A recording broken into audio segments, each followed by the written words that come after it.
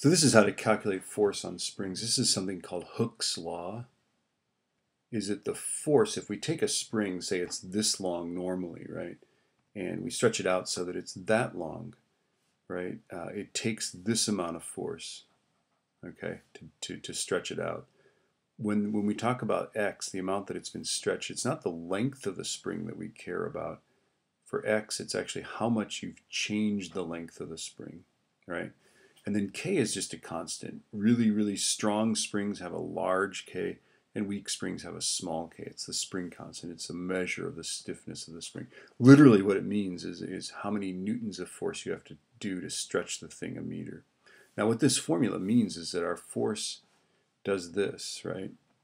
In little distances it doesn't take much force, but with big distances it's a lot of force. The force is always changing when we stretch it, okay? And then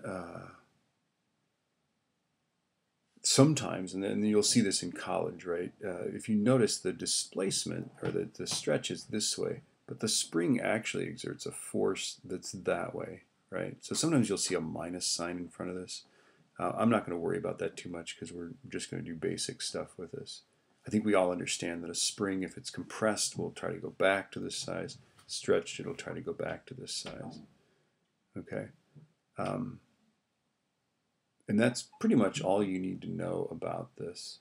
I'll do some examples here, but I'll do them in the next video.